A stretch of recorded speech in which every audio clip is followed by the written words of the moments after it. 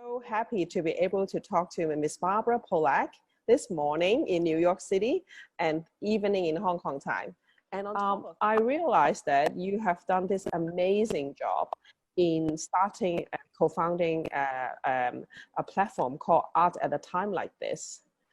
And I really want to take this opportunity to understand the background and all about it. Barbara, do you want to give us some? Yeah, I've been thinking about the theme, how can we make art at a time like this, for a long time. And I've been working on a book with that theme.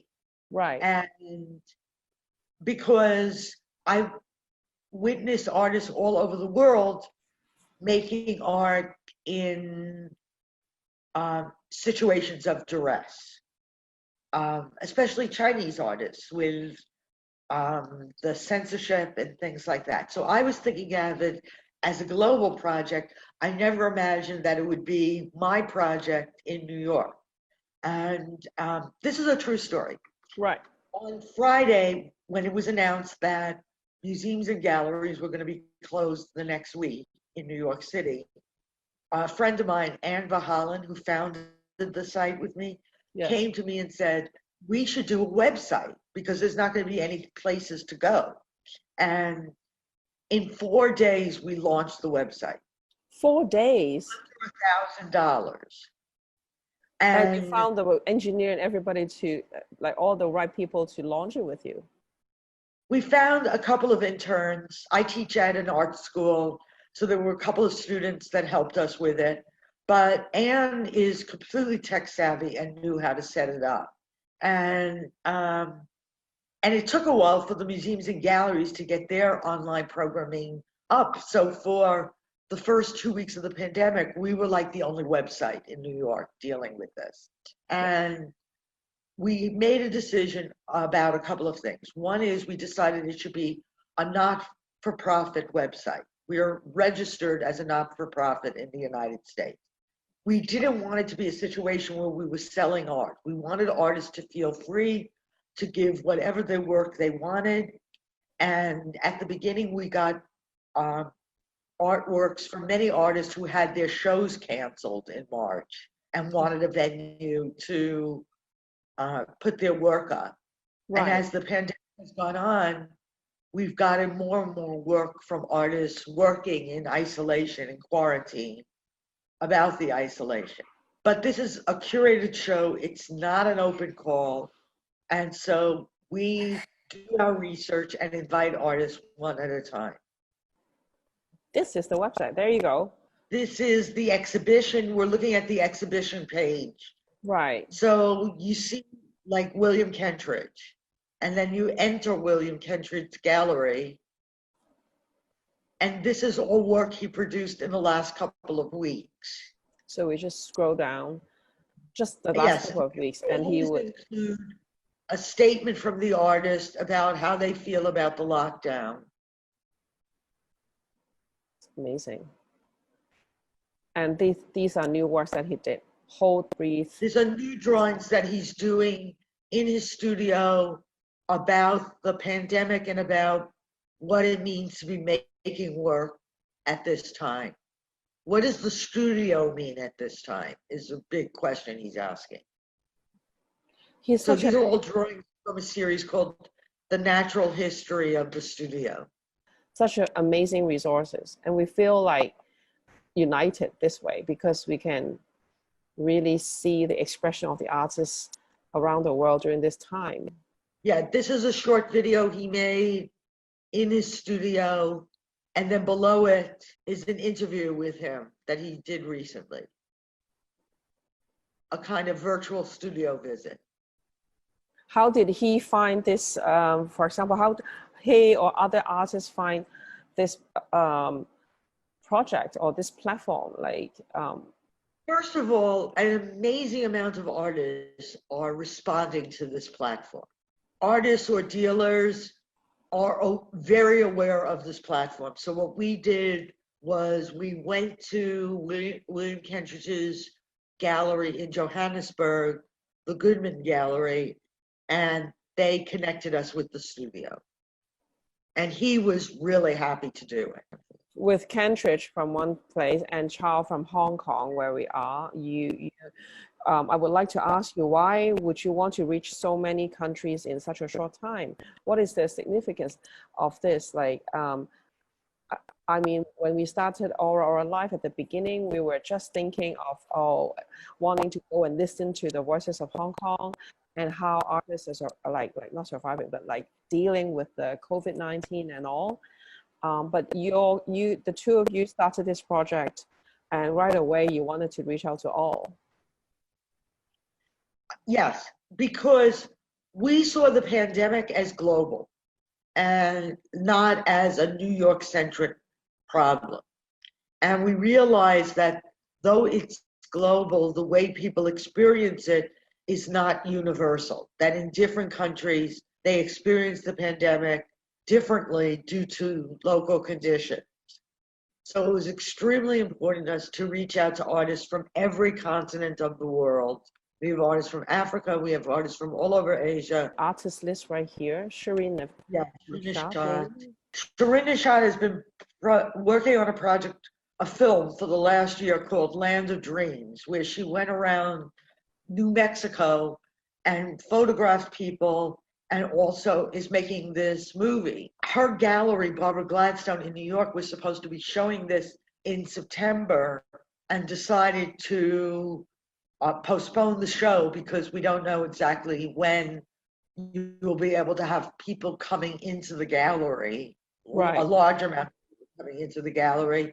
So Sharinder Shah was delighted to be able to show the work on this platform because her actual gallery is going to be delayed.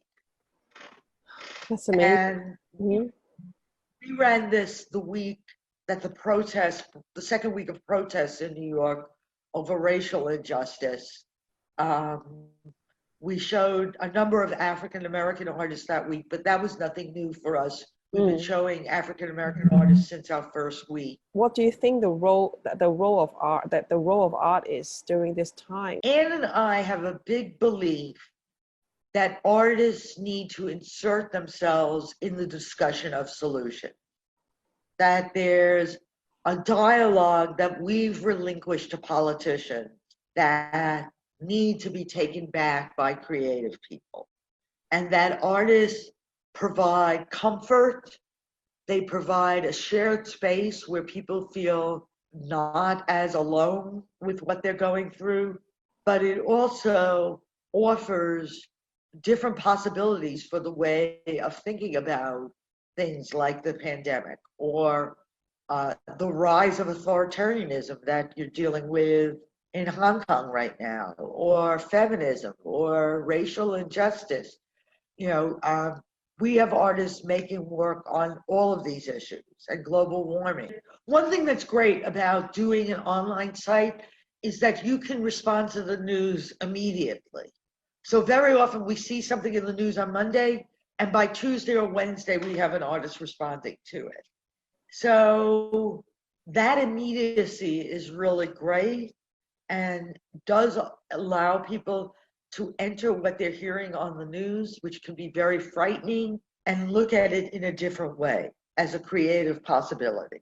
What's really interesting about what artists are offering is rather than the pandemic being the source of fear, most of the artists we're dealing with have seen the pandemic as a time to take time out and rethink their role as artists and rethink what their artistic production should be. So it's very interesting to see the reaction. Do you have a dialogue with them? And how would you know that certain artists are reacting to a certain news, for example? We do our research. We spend a lot of time doing research, but also we look for artists that have been dealing with these issues over a long period of time. So an artist like Dred Scott or like Judith Bernstein that we showed at the beginning, we have artists like Judith Bernstein who have been making anti-Trump work for a really long time. That is so interesting. It's not going to happen in Hong Kong. It's not going to happen in Hong Kong? No. What do you mean it's not going to happen in Hong Kong? These paintings aren't going to happen in Hong Kong? Something to the similar approach will not be happening in Hong Kong. Yeah, well, we wanted to show people what artists can do if they don't have to deal with censorship and they can express themselves as freely as they want. So we went to Judith Bernstein, and you know, she's an internationally recognized artist. She's shown with Hauser and Wirth. She's shown with numerous other galleries, and she was really happy to include the images on the site. So interesting. This I think that what you're doing is so wonderful. It's really meaningful, and it because it's a not-for-profit platform. It clears people's all kinds of noise, and we can all just focus in the artists and the art and the messages. Right, and the artists love that too. I mean, now there's a million online platforms, even Art Basel online, for selling art. And I think it's a very different way, a very different dialogue goes on around selling art. I know you're a gallery, I don't want to insult you, but there's a different dialogue that goes on selling art than looking at art. And there are the institutionalized, maybe eventually galleries like have a smaller role. This can totally happen. We understand that. But what I want to ask you is, after like inviting all these artists and having shown so many of them already, are there some, like, have you been able to kind of, not have you been able, are there some similarities or some kind of observations that you find interesting amongst them? Of course, everyone is unique in the practice. No, it's really diverse. It's really diverse. That's amazing. And then this is like a resource, and you probably won't need to summarize or do anything. What would be the next step for you for the platform? Do you have a plan for this? We have a couple of next steps. One is we're working on a book. Right. Two is we're opening up our platform for the summer. Yes. To curators of diverse backgrounds, so that we get other points of view, even from curators. We've had a number of shows curated by other curators over the course of the week. And so we're opening up the platform for curators of color to curate on our site this summer. And then in the fall, we're doing a billboard project where we'll put 10 billboards in New York and 10 billboards in Washington, D.C., and invite artists to submit ideas for what they would do with billboards. Physical, the real billboards, so it's offline, online. It's offline. It's going to be real billboards to comment on the election. Wow, that's powerful. Yeah, it's going to be really powerful. And so I just have to say to people, if you like what we're doing, go to the website, click on the donation page, and make us a donation, because the only way we're going to get the billboards up is if we raise the money. So it's very easy to make a donation to us, and I hope you don't mind me making this no advertising. I'm all supportive, and that's like one of a big reason I would like to talk to you at this point, because I think what you and Anna, like that doing is so meaningful, and I mean the thought of doing something is important, but the fact that you execute it in such perfection and in such light speed, it's quite amazing. And I think partly it's, and we've been doing this totally out of pocket. Sure. We've been funding the website, and we need to broaden that. There are some countries that you haven't covered that you would like to cover? Yes. We're looking for Thai and Indian artists. Thai and Indian artists. Artists Thailand and India are two important countries that we haven't really represented yet. We're looking for artists all over Africa. We've done mostly Zimbabwe and South Africa. And we're looking for artists from Europe. We have not gotten enough. There's so much going on in Italy and France. That's right. We have one or two artists from France, but we really haven't had enough from across Europe right now. So we're looking for that kind of participation. Yeah, so hopefully people who've seen this will reach out and just to recommend like artists for and ideas for your viewing and selection. So please send suggestions and we'll be happy to look them over and consider them. You know, just by chatting with you just now, I know how serious you are with the type of work and the level of standard that you look for, the quality of the work. And I want to spend some time to talk to you about your curatorial, like curatorship. And you have been like curating numerous shows, as I introduced just now. I couldn't even finish all the list of exhibitions that you've attempted, but you do have interest in a vast geographical location and thematic pursuit. But I do want to spend a bit of time today, this morning and this evening, to focus in two areas. One is, of course, like I want to pick your brain on Chinese contemporary art. And then, secondly, would like to I really want to learn a lot more about African art or African American contemporary art, which is much more, I guess, accessible for a lot of us. So, what do you think about like the future of Chinese contemporary art, given all the different things that's happening around the world and with the artists, you know? I have two feelings about the future of Chinese contemporary art. One is I really feel like the generation that is coming up now, generation born in the 80s or younger, are fantastic. I started covering Chinese contemporary art in the 90s. I didn't get to China till 2004, but I've really traveled a lot to China and met with the artists of this younger generation, and they are so creative. Their understanding of technology puts them in the lead of artists around the world, and they have very interesting things to say. And that's what my whole last book was on. And so it gave me a lot of hope. But now the environment in Hong Kong, I'm trying to think of the most diplomatic way to say this, but not the pandemic, but the political environment in Hong Kong and China is going to impede this growth. I think artists have to worry now on a whole nother layer than free expression. Though many artists just ignore the politics and make their work anyway, which is kind of amazing to me. I think that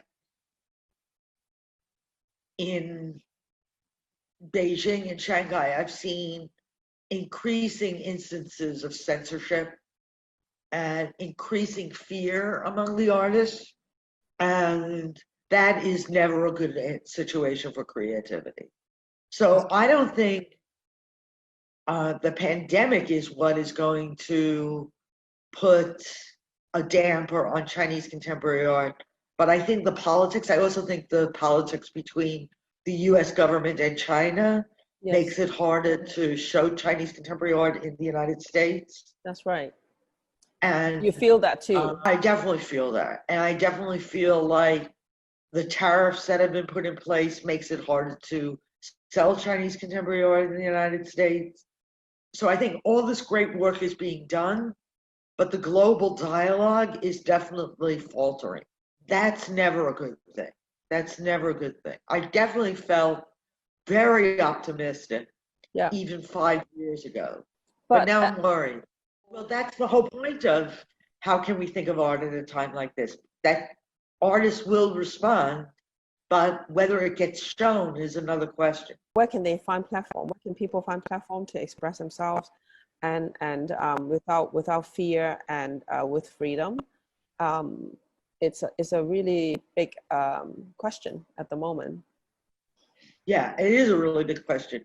And we definitely want to hear from more Hong Kong artists right now. Like the last major, I guess, political rally, like back in about 2014 with the movement.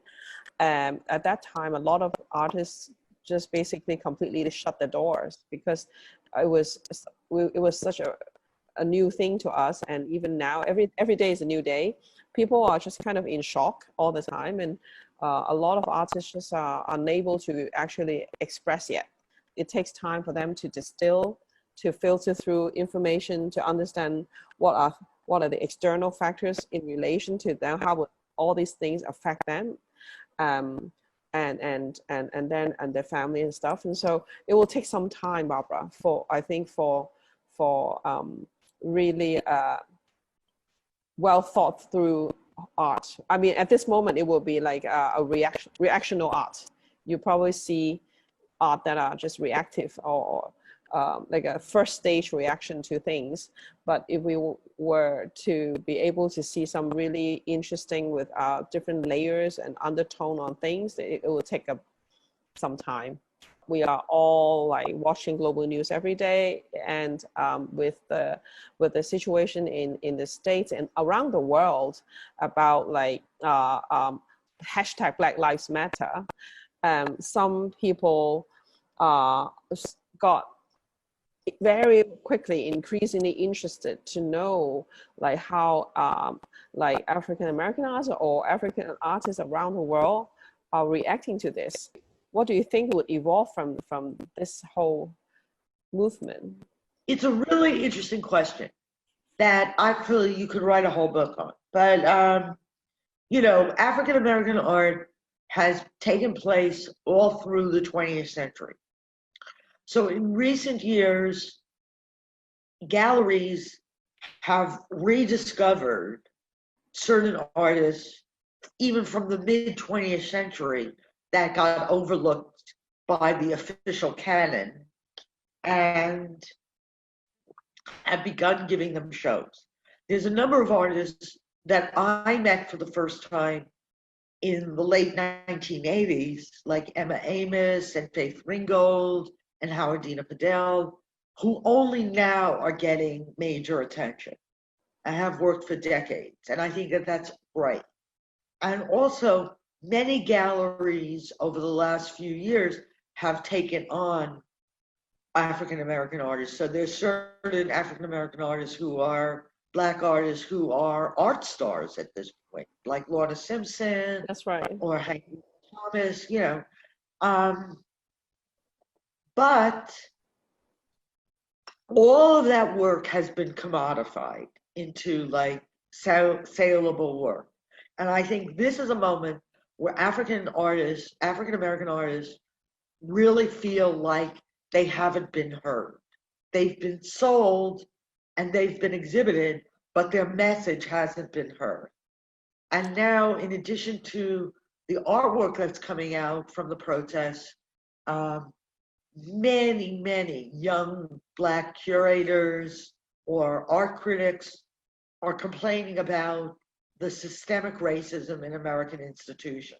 American museums are really going to have to change their hiring practices and their acquisition practices and who they put on the board. There's a whole system around this that excludes young Black curators from entering the system. Would they be willing to change, and how would they go about doing that? Like, because someone could sue them in the state. Right. It's like gender equality. It's like employment equity. Yeah, racial inequality you can sue over. So it may take that, but right now I think there's enormous public pressure on the museums to change, and they're responding to that pressure. Even their board members are like seeing that there's a big public that they're going to lose if they don't respond to this, you know. And they're very nervous about losing public because right now they've had no income coming in this year because of the pandemic. And even when they open their doors at the end of the summer, which looks like when museums will reopen in New York, much fewer people are going to be allowed in, like. That's right. So, Traffic so and all of these museums have to like rethink what their purpose is. but it's like the know? 80-20 rule. Probably all these major institutions are supported by a small percentage of patrons in terms of the funding, and the public tickets are just form a part of it. Would ultimately, like still like institutions have to submit to the like financial funding like of either patrons or it's another form Oh of yeah, limitation. definitely. It's But another form of when limitation. you're looking at it like the Metropolitan Museum of Art or MoMA being closed, they lost a lot of money. More people go to MoMA than the Statue of Liberty in New York. Yes. So it's like the second biggest tourist attraction in the city, and millions of people go there a year. So ticket sales are not a minimal part of how they're running that museum. I see. And if they can't have as many people coming in, they're going to really have to rethink their priorities. And on the other hand, for collectors, like in this part of the world, if they want to start building a collection of like African American art, of African ethnicity, like how should they start, or how should I start? It's not that hard to get into collecting Black art because this is what I say. If you can figure out how to collect a Gerhard Richter, you can figure out how to collect Black art. If you want to understand a Gerhard Richter, you need to know a lot about German history. Yes. And you have to do research on that. Nobody says, how do you start collecting European art? Nobody asks that question. Because when it comes to people who've been excluded, the biggest excuse that people use is that they don't know the history. But the history of Black America is very well known and easily accessible. I mean, it will not take you. We're talking about 300 years here. We're not talking about 5,000 years here. You don't know the amount of people who've said to me, I can't get into collecting Chinese art. There's too much to know. And I think this is just prejudice. Or I can't pronounce the artist's name, so I can't collect Chinese art. I think we have big prejudice about what art we think is accessible to collect. Getting history books or art history books is fairly easy to research. But sometimes all you need to do is read one or two books and you get the context much better. And then the work is much easier to try to engage with or understand. Of course, with the lockdown and all this travel ban wouldn't help the situation. How can we promote cross-cultural dialogue from this point on? Okay, I don't know. That's a difficult challenge for me. What we're doing with the website is one way to promote cross-cultural dialogue. But normally in a typical year, I travel to China 4 or 5 times. This is an impossibility right now, so we can't figure this out just at the moment. On the other hand, like if you wanted to do an interview with me in Hong Kong, I probably would have flown 15 hours to come meet with you, whereas Zoom is an amazing tool and allows us to talk together without me leaving my house. We were able to collect some of the few questions that some students wrote into us, and I just want to like ask these on their behalf and see what you want to respond to. So a student wrote, like, how do you relate your earlier curatorial effort, like the exhibition staged at your home, My Friends in My Apartment in 1996, and the recent lockdown, which keeps us at home? You know, that show was like really prescient about what was going to happen this year.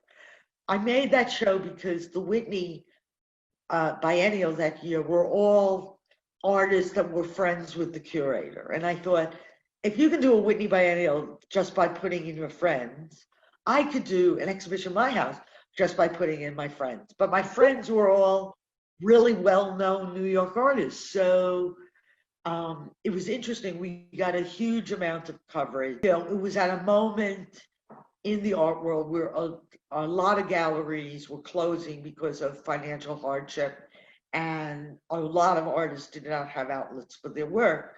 So I did the show in my apartment. And doing the platform is very similar to that because it's all being done within the space of my office within the apartment. But this is not just my friends, but it has called on me to tap into all the artists that I've ever admired in my career. I think both initiatives, my Friends in My Apartment show and this platform, show that you do not have to have a major institution behind you to make an impact in the art world. You just need initiative. That's very encouraging, because while we respect a lot of major institutions, there are just limited opportunities and resources, but artists are many, like creative people are many, and in different parts of the world. Like, with what you mean is with your initiative, with creativity, you just have to create a space for yourself. Yeah, right? You have to make a space for yourself and have something to say. I mean, I think what people forget is that art is about communication. So you can really use art, curating shows, to make a statement about your point of view on an issue, your insights on an issue, and incorporate the artist's insights so that you can make an impact. I've proven that over again in my career. So importantly, and I also think that, like, what you have done, it's important, the action and then your documentation. You always record it in a book, your maybe afterthoughts and findings. And so with after this initiative and platform, then we'll look forward to reading your other book. Thank you. Thank you. What are the challenges of launching online exhibitions in these catastrophic times like this? Do you have, this is from probably an artist, any idea on how to expand the norm of virtual exhibition, Barbara? Well, we had some ideas about how we wanted the artwork presented. We definitely wanted to present the images large and readable and impactful. And that went into our decisions about how the site should look and how the artist should be honored. I would say the biggest difficulty of, and I'm sure you're going to agree with me, Henrietta, the biggest difficulty of doing anything in the art world during a pandemic is raising money. Yes, for sure. I mean, for good reason. A lot of the foundations that normally support art projects are giving money to COVID-19 research or emergency assistance to artists. So that is the biggest challenge for us. But the other challenges we've managed to get around. So that's important to us. Like, I mean, I may be narrow in my way of thinking, but maybe it takes a few major art patrons who believe in you and what you're doing to support at this time. We are seeing something similar here in Hong Kong, like a different initiative. In Hong Kong, there is a group of amazing, hardworking art people, including art promotions, auction house, Asia Society, and Gallery Association people, and they came together and they started Art Power Hong Kong platform, which is a bit similar to yours, and it's also a nonprofit platform, and they also, and they have decided when they launch it, they said they will not take private or company sponsorship. They will only work with like crowdfunding or like government funding. But with government funding, it also have a bit of restrictions, right? So you're right. This problem will be, I guess, it will be the same around the world. So how do we make